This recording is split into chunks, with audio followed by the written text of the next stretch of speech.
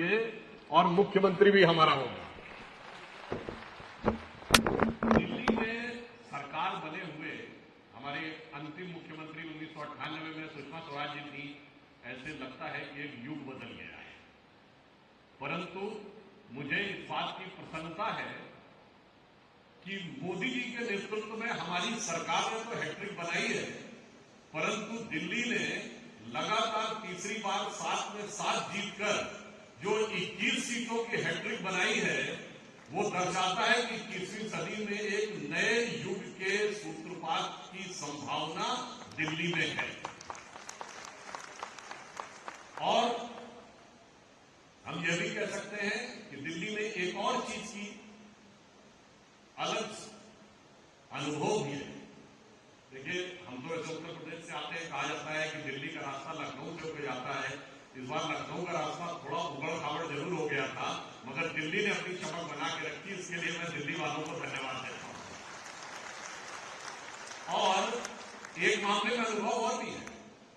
जो इस बार का चुनाव था लोकसभा का, उसमें हमारे विरोधियों का हथियार क्या था? भ्रम और भय। और मोदी जी के नेतृत्व में हमारा उद्देश्य क्या था? विकास और विश्वास। मगर दिल्ली वालों ने तो इतने दिन तक भ्रम को देखा है।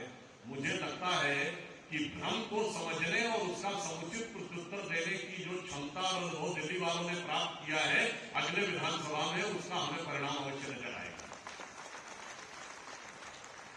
और जैसा कि इस विधानसभा में एक बार पुनः हमने इस लोकसभा में 52 विधानसभाओं में बढ़त हासिल की है।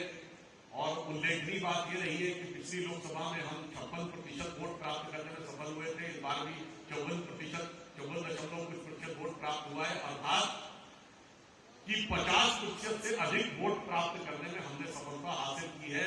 और चुनाव की दहलीज पर एक बार फिर खड़े हैं। और 2025 का वर्ष हमारे गणतंत्र का भी 75वां वर्ष होगा। और मुझे पूर्ण विश्वास है कि गणतंत्र के इस 75वें वर्ष में दिल्ली भारतीय गणतंत्र के मुकुट पे एक चमकते हुए हीरे के समान दिखाई पड़ेगा। इन चुनावों में कई बार हमारे मन में एक भाव आता है कि जैसे हमें वांछित सफलता नहीं मिली। सरकार हमारी बनी है, मगर आपने देखा खुशी दूसरे खेलने में जाता है। जो बात मैंने पार्लियामेंट में ही बोली थी, तो मैं रिपीट कर देता हूं। हम लोगों के बचपन में, जो लोग हमारी पीढ़ी के और हमसे सीनियर वाले हैं, उन्हें ध्यान में जब परिणाम आता था परीक्षा का, तो सिर्फ डिवीजन आती थी।